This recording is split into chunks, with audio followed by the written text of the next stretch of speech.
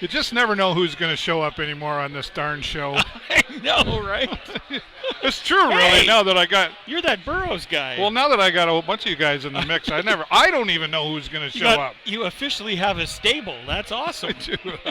Hello, everybody. Welcome to the Progressive Auto Sales Arena. I'm David Burrows. My friend Jay Peckham. Nice to see you, Jay. Yeah. I came in the door a little bit earlier than you, and I walked in and I was like, how did all these people get in my living room? Silver Stick is in town. Yeah, it's crazy. It is jammed. That parking lot, it took me 20 minutes to find a parking spot. And I'll tell you, I'll go back to last weekend. I had the pleasure, they asked me to do the PA announcing for the girls' Silver Stick on the Sunday. Yeah. And I have not watched that age group of hockey in a long time. It's fun, isn't it? Great hockey. Oh, yeah. Fun hockey, but great hockey. And, I had a front row seat like right down by the penalty box there. Sure. And, I almost got hit by a puck 4 times, and then I caught on. Boy, you're in the puck zone. Didn't want to take my eye off the puck, I'll tell you that for sure. No. I had no plastic in front of me. No. But great hockey, and some of those young ladies are super tall. Oh, yeah. Like, wow. And it's very much not about hitting at all. It's all about finesse. And my brother coached senior girls hockey at one point with OWHA. And it was, oh my goodness, the hockey it's outstanding. It really is. Yeah. And and I'm gonna put in a little bit of an advocacy plug here for women's hockey. It's your show. Go for it. I can do whatever I want, right? Carolyn Prevost, if you don't know who that is, she's a CrossFit champion. She plays women's hockey, basketball, baseball, badminton. She plays everything, and she's amazing. I had her on my show there a little while back. She was here in Sarnia. They had a nice a celebration of her being here. And she is a huge advocate for women's hockey because, as 100%. you know, we've seen that fall apart at a professional level. Yeah. And I had a nice conversation with her on camera, but even off camera as well. We had another good 20-minute conversation. I was like, why are we not seeing pro hockey at the women's level? Like, what happened? Yeah. Is it television? Television says the ratings aren't big enough to sell it, or what? Yeah, you know what? I don't know what it is because, honestly, I think that inequity exists in a lot of sports. Women's basketball, the WNBA does not get the same kind of play as the NBA. And you know what? It's incredible. Like, I mean, the level of athleticism and the talent is amazing. It's incredible. The talent is absolutely amazing. Yeah. So I don't get it. I mean, as an audience member, I love watching that stuff. Well, and I'll tell you, I guess this could tie into January the 18th. Tomorrow, Saturday, is also a Women's March. It's going to be happening, the 4th annual Women's March. Sure. Not just here in Sarnia, but throughout Canada and the United States. Be really big in the United States at Washington, D.C. level. Yeah. Should be interesting. Watch the news for that. But is that part of it? Equal rights for women. Why does this not happen in the sport? It's not just in the workforce world. It's in the sports world as well. And I don't get it. You know what? I will honestly say I don't get it. Well, I just don't. Something that needs to change. As bad as it sounds, I'm a big fan of women, and not just because I'm male and I happen to like women, but you know what? I am fortunate enough to have a lot of very strong, capable, brilliant, incredible women in my life, and so when I say that, I say it honestly, No, I know what you're saying. But you know what? And in sports, it's just as true. I mean, truthfully, in terms of skills and abilities and stuff like that, women's sports is just as incredible as their male counterparts. And if you don't know who Carolyn Prevost is, Google her, look her up. She's very friendly. She'll connect with you. She's on Facebook. I talk to her often.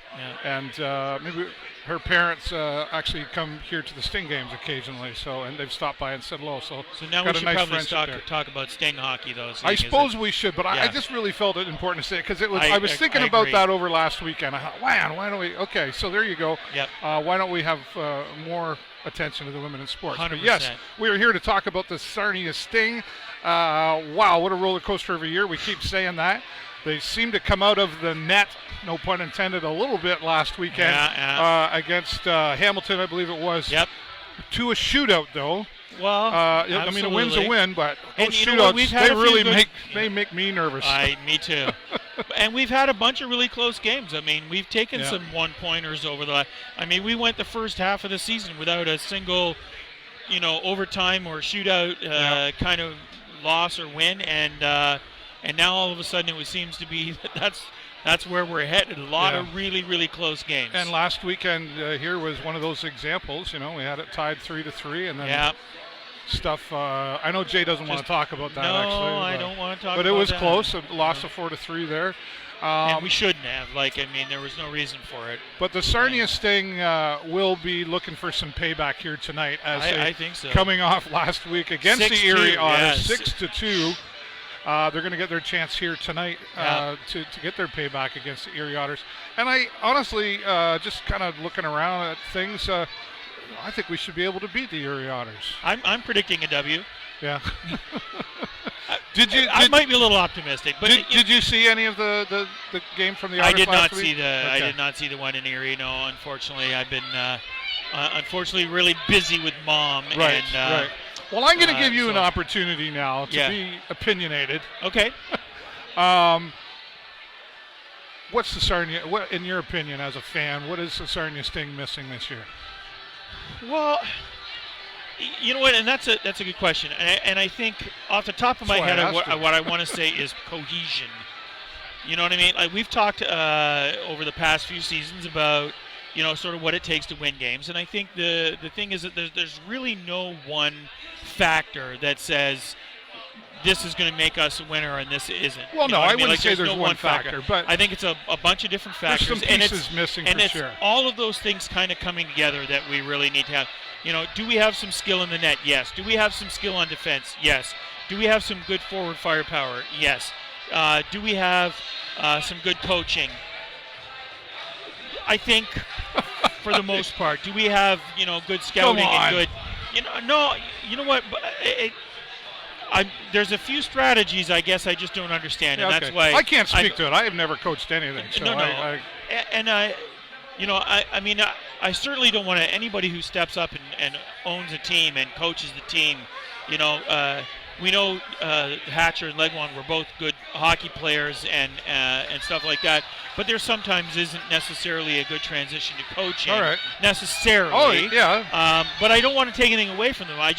There's been a few things that I see as a fan, and without background information, I want to say some things just don't make sense to me. Right. You know what I mean?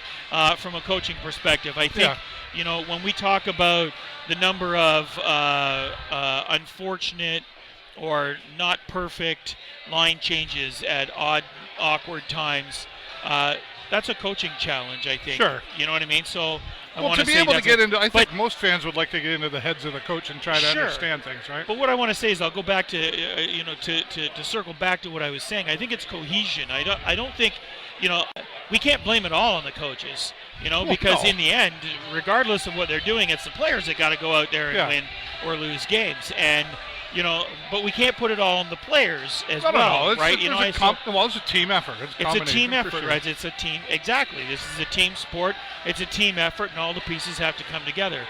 So I think that, I think maybe there's a little coaching in the problem. Maybe there's a little problem in the locker room. Maybe it's maybe the team just hasn't quite gelled. Maybe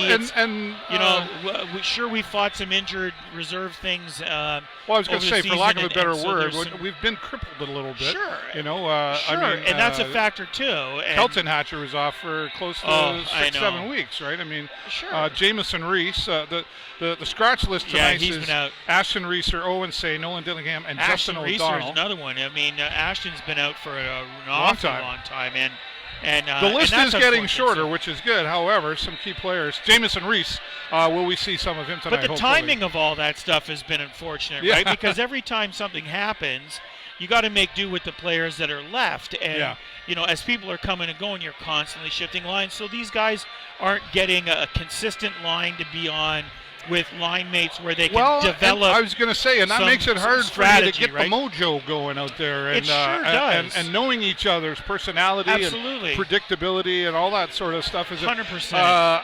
Hey, I quote Wayne Gretzky. He always said he knew he was good at what he did because he knew exactly where everybody was and where they were going to be, and he could send that puck with nobody there, knowing that they would be.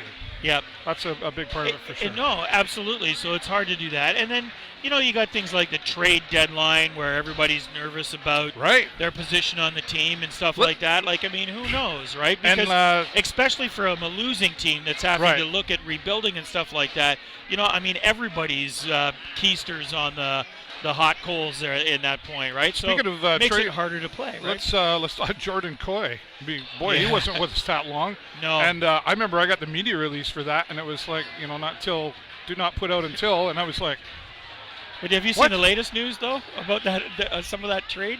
No. So originally we picked up Dylan Miskew. Right. And we picked him up for a song and a dance, right? And we ended up trading him for Coy, who we ended up trading away. Right. Miskew we traded to London, and he's got an 8-week suspension or 8-game suspension, I think, for anti-doping infringement. Oh. Yeah. I'm just like, oh my goodness. Nobody saw that one coming. I know, right? Yeah, so anyway.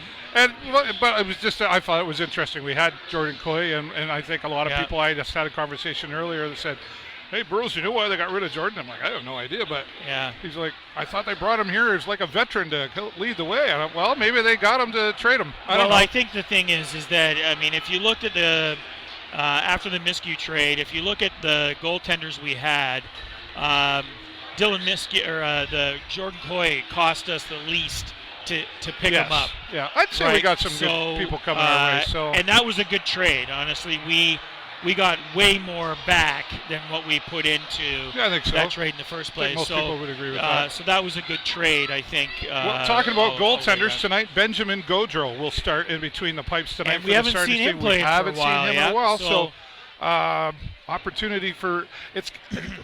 That could be the catalyst. That could be a catalyst. Well, what's tougher, being the lead goalie or being the one who never gets to play and all of a sudden they say you're in tonight? Well, it's tough, but I mean, if I'm Ben Gaudreau, then I'm looking at it going, here's my opportunity to make my statement and say I deserve to be here. I would think so. And I'm kind of hoping that's what he's thinking. And maybe people are a little more relaxed now that the deadline's over, and maybe people are breathing a little calmer. See what happens. And we got a little forward firepower back on the ice tonight with Jamison Reese, because he was on a bit of a tear just before he went off the last time. So it'd be nice to have him back. Hopefully, what means we'll play in the forward zone a little more than we have been. So, and you know what, Hatch is back on the D. So. We've got a little stronger defense, I think. Agreed. I mean, all of those things but might come together. let's stay out of the penalty box. If we can stay out of the penalty box, I think, you know what? I think I'm not a coach, but that is my only coaching tip right there. Stay out of the penalty box. It's hard. It's got to be hard, though. I mean, those emotions are flying, and we've talked about it before, the age group that we're talking about. They're coming out to the ice right now, so... And Silverstick, congratulations here for being in town. The Sarnia Lady Sting won last week, so congratulations to them as well. Absolutely. And again, great hockey. So, I mean, even on Sunday, go down to the Clearwater Arena or the Pasa here or any of the arenas and just go watch them.